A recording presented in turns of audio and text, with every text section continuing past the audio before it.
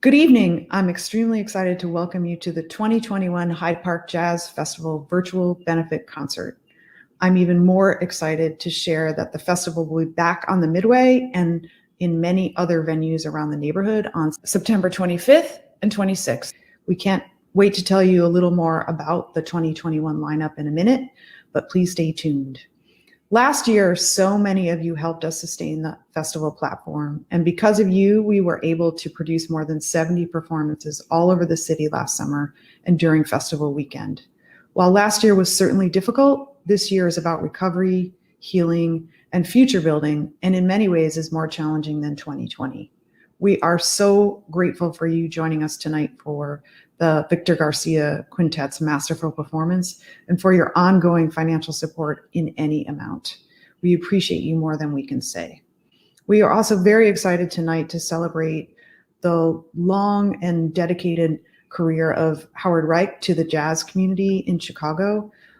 His participation and support of the ecosystem of jazz has been incomparable, and we're really excited to celebrate him this evening. I am also pleased tonight to be able to introduce our new co-executive artistic director, Sam Lewis. Many of you may recognize Sam from our festival team over the years. He brings a wealth of experience as a culture maker, and all of us at the festival are so pleased to welcome him to this collaborative leadership position. Welcome, Sam. Thanks, Kate. I really appreciate it. And I'm super excited to be in this expansion of my role with the festival.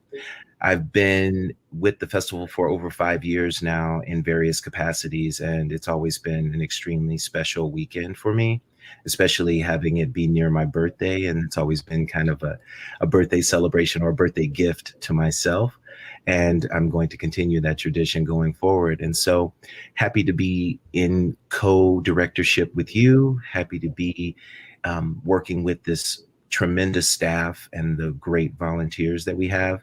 And then also with the dedicated community members and board members that really makes the festival one of the shining jewels of the Chicago art scene. And so with that, we have a tremendous lineup for tonight. And the rundown is this. We're going to start off the evening with some comments and kind of an introduction from Cheryl Whitaker, who is one of the Hyde Park Jazz Festival board members. And then we're going to roll into comments from Hyde Park Jazz Festival founder and board member Judith Stein, who has been a tireless advocate and supporter of the festival since its inception. And she's going to introduce Howard Reich, writer, jazz journalist, and longtime Chicago Tribune jazz critic, to be recognized by the festival. And then, drum roll, Kate and I will be back to announce the festival, some of the highlights of the festival for 2021. And then we're going to roll into a performance from the Victor Garcia Quintet. And you are definitely going to want to stay till the end of that, because he brings down the house by the end, and his virtuosity is really unrivaled, in my opinion, on his instrument. Such a dedicated person and such a master of his craft. And so that's the lineup. I think you'll be excited. Grab a drink of your choice, sit back, get comfortable, and have a little teaser for what is sure to be a fantastic 2021 Hyde Park Jazz Festival at the end of September. So we're glad that you're here, and we hope you enjoyed the show. Good evening, everyone. The Hyde Park Jazz Festival is back. We are back. Well, we've got a treat for you tonight, and we're so happy that you're all here and that you are here to celebrate with us the Hyde Park Jazz Festival. We're looking forward to the planning for a great event in late September, and we hope that you all will attend and plan to bring all of your friends. Let's turn it out and make it the best ever.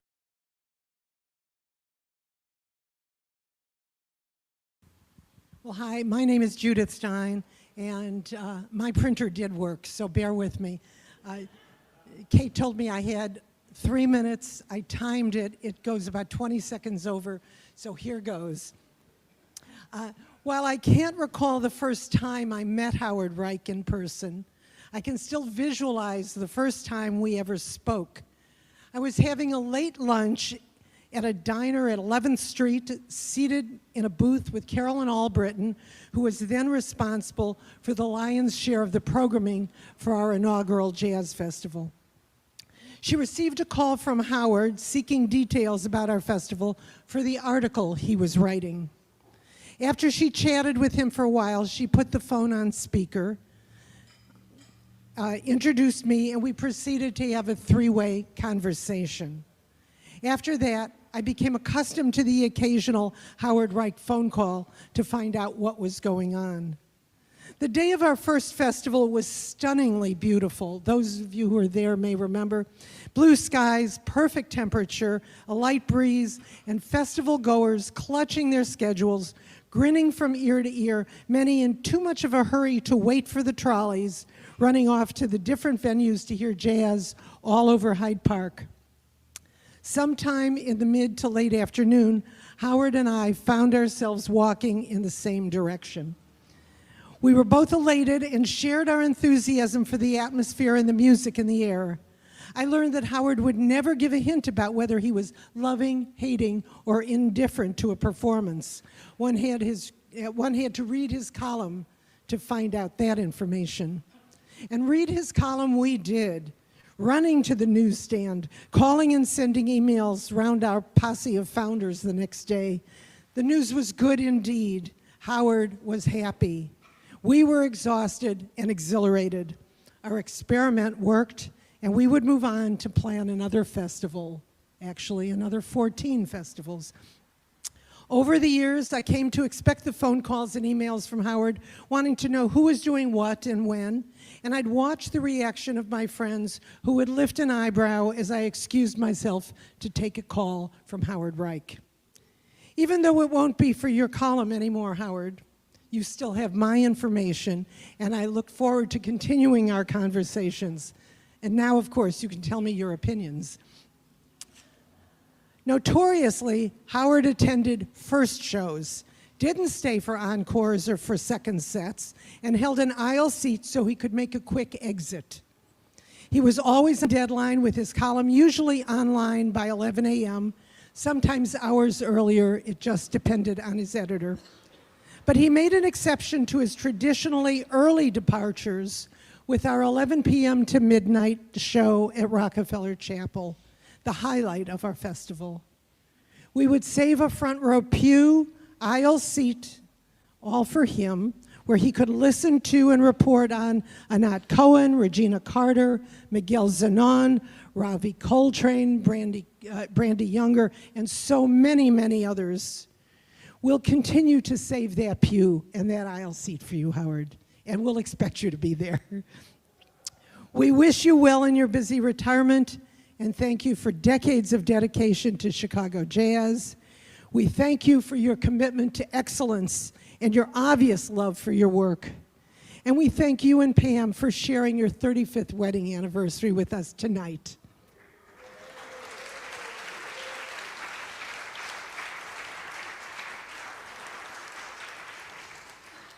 Now, from the Hyde Park Jazz Festival, Al-Marie Wagner has a token of our appreciation for your contribution to the jazz scene.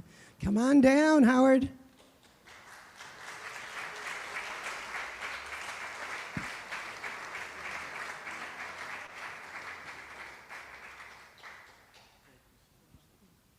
Thank you so much.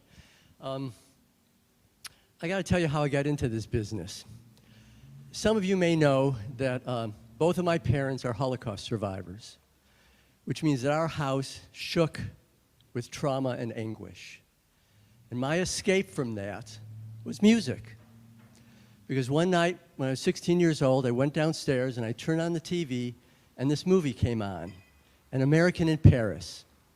Music by George Gershwin, choreography by Gene Kelly, piano playing by Oscar Levant. I was in.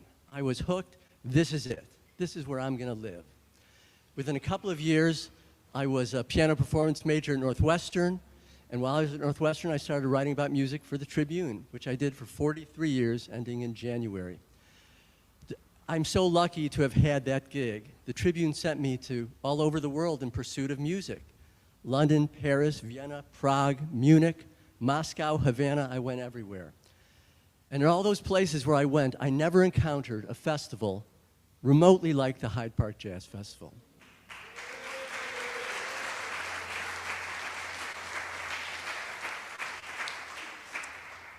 This was a festival that was uniquely Chicago, uniquely Hyde Park.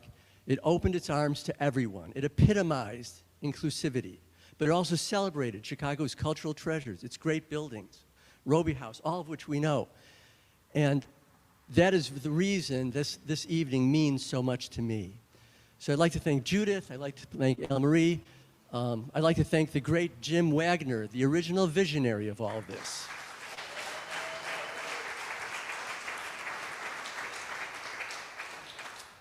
And above all, I'd like to thank Pam Becker, my wife, for putting up with it all.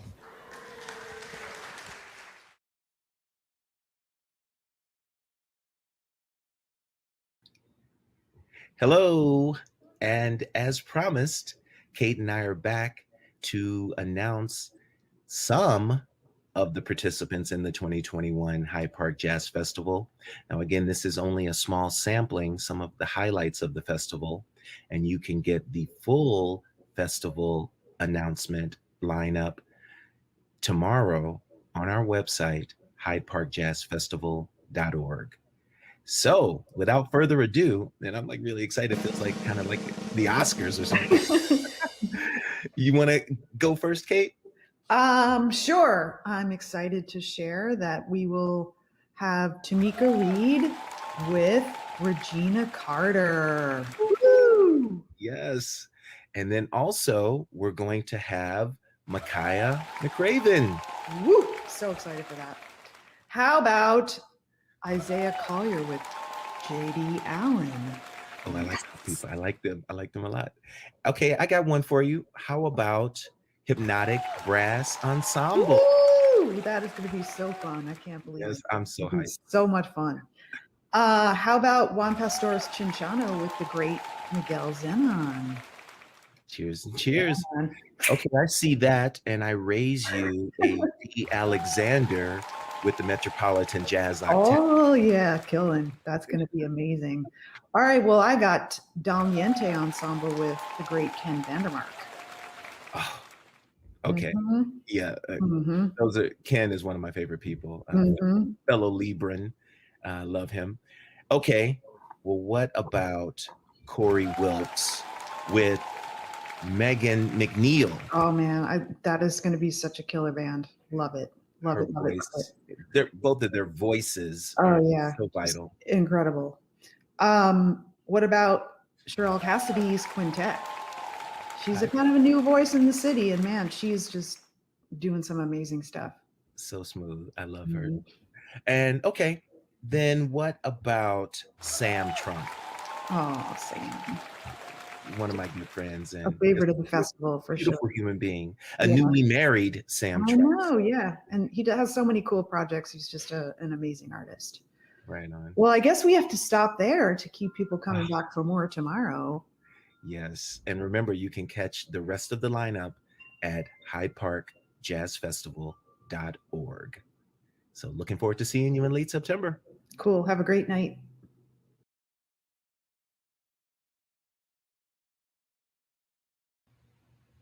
Hi, this is Sam Lewis again, and I wanted to remind you that when you see the donation link in the chat, we would really appreciate if you would use that link and donate any amount that you can, because your support will go a very long way to help to ensure that we have the best possible festival that we can have, and we guarantee that we will put your money and your resources to good use. So thank you very much.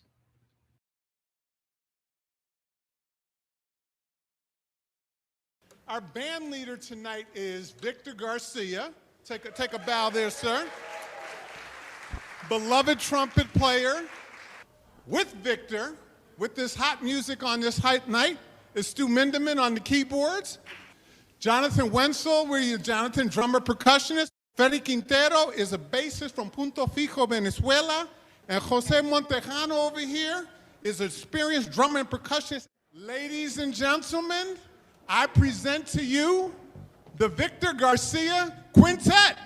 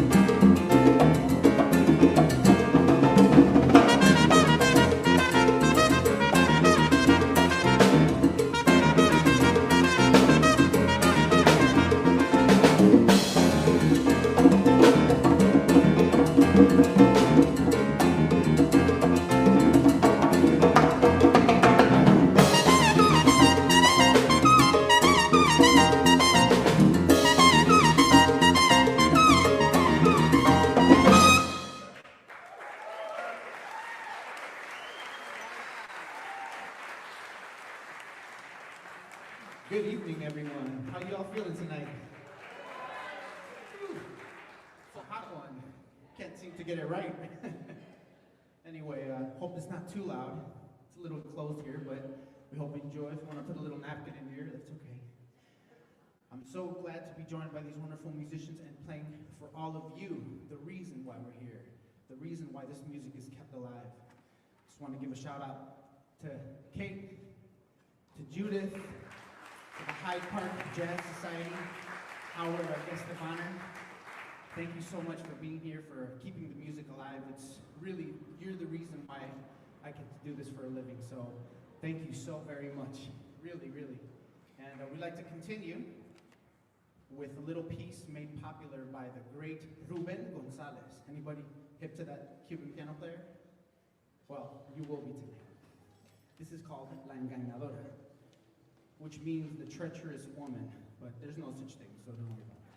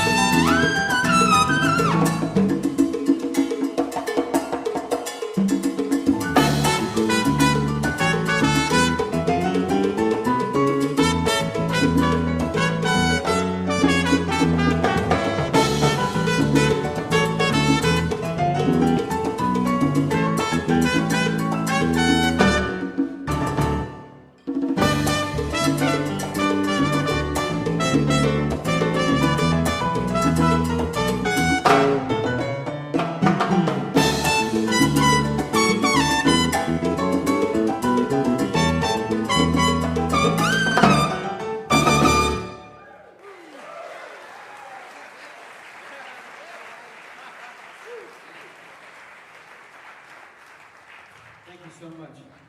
I remember listening to that in the car. That was unplanned.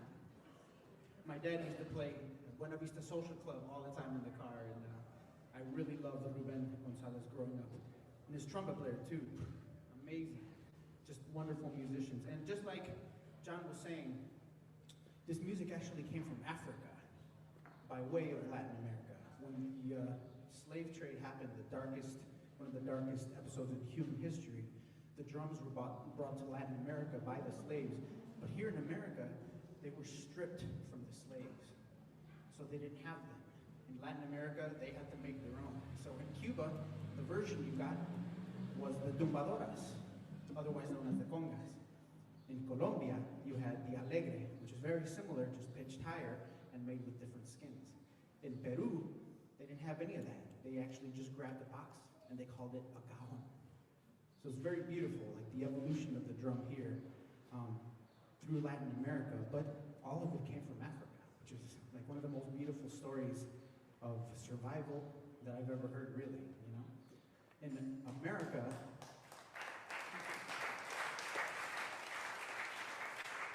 you know, one of the reasons that the drums were taken from the slaves here in America is because they thought that the slaves would use the music as a secret language to revolt against the slave owners. It's very interesting. But eventually, what they ended up doing is inventing the drum set.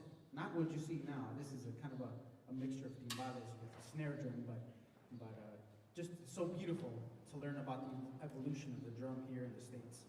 But all of it just has the origins back to the cradle.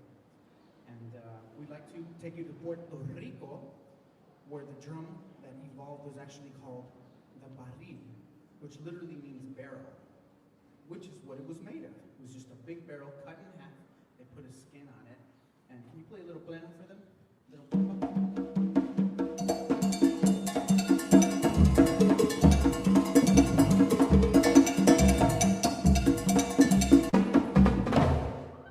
Yeah, these guys are great, huh? So this tune is entitled Vieques Sea, and it was written actually as a protest because they were using a small island off of Puerto Rico called Vieques to try out nuclear bombs and warheads and all that stuff. And the people are like, no, this is our island. Can we enjoy it? So they eventually put a stop to that, and people enjoy it to this day. And this tune is entitled Vieques Sí.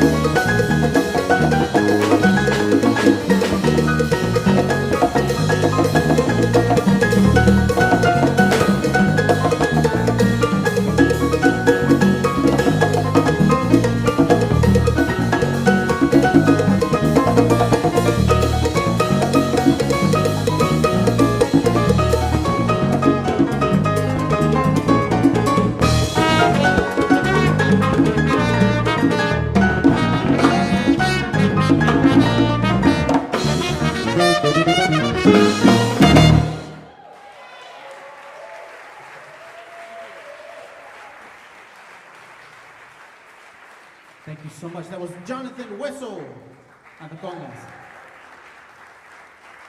His name is actually Jonathan Wenzel, but I've Latined it for you a little bit. So we're going to continue with a song that was made popular by the great late Ray Barretto. Anybody hip to that guy? Yeah. He actually played a lot with Mongo Santa Maria. He was a great influence on him. And this song is actually a guiro which is straight from Africa. If you know anything about the religion that they brought over too, it's called Santeria. So this is very, very much like Catholicism, where they have the saints and they dedicate a certain day to a different saint. They put up a little offering. It's a beautiful culture, but they all also have their own rhythms, which is very interesting. This particular rhythm, if I remember correctly, was dedicated to Chango. And this song is actually called Song for Chano, because it was a dedication to another musician, but you'll hear the rhythm is very different than what we've played so far. This is a guiro and called Song for Chano.